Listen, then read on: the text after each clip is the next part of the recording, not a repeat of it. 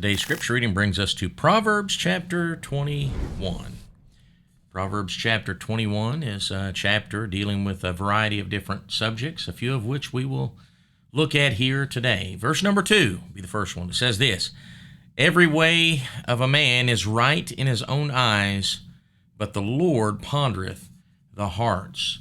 And what that is saying is, man will justify his actions. Whatever man desires to do, he will look to justify his actions. But you see, God sees the motive behind the actions. I have a good story for you on this, but I'll save that for another time.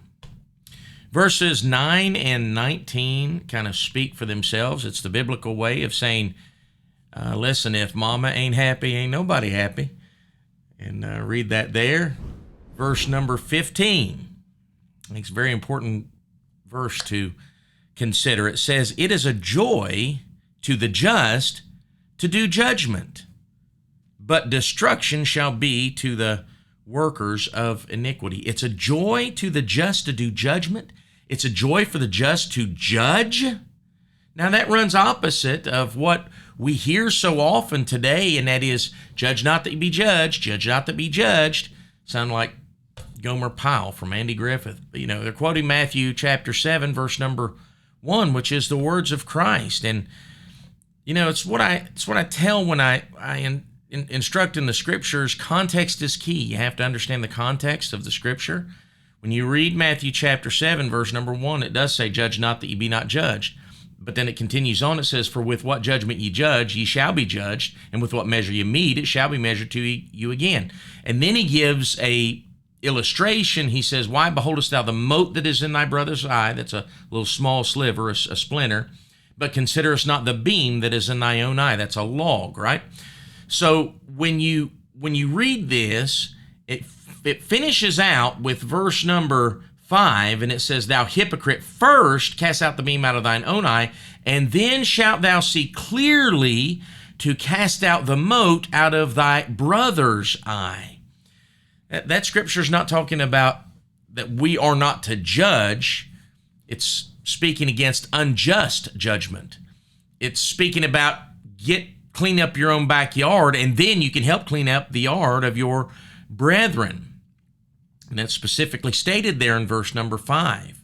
You can help your brother clean up his when you have yours cleaned up. And that's why it says it is a joy to the just to do judgment. You have to be just in order to do judgment, and then it's a joy. Why is it a joy? Well, it's a joy because when the just is doing judgment, then they are speaking the mind of God.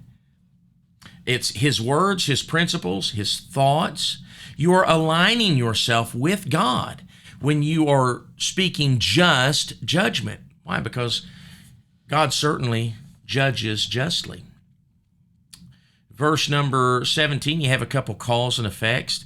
"He that loveth pleasure shall be a poor man. He that loveth wine and oil shall not be rich."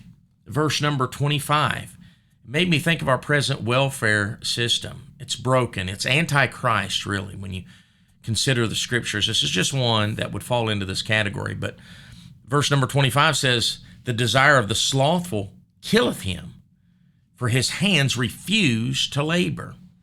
It falls right in line with what Paul told the church at Thessalonica in 2 Thessalonians 3:10. He said, "For even when we were with you, this we commanded you, that if any would not work, neither should he eat."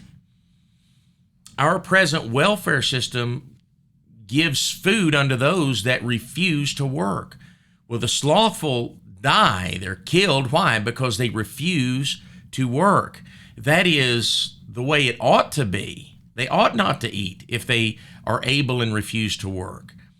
And there's so much, that's too much for today. Moving on, verse number 31 is a really important principle. "The horse is prepared against the day of battle, but safety is of the Lord." And what this verse is saying is you should take your preparations seriously. You prepare the horse for battle, but ultimately you trust in the Lord because it's through him where you'll find safety. So we should be diligent in our doings and make sure that we're doing all we can. But our trust isn't what we do. Our trust is ultimately in the Lord. So that's it. Proverbs chapter 21. Hope this has been a help unto you. God bless, and Lord willing, we'll see you next time.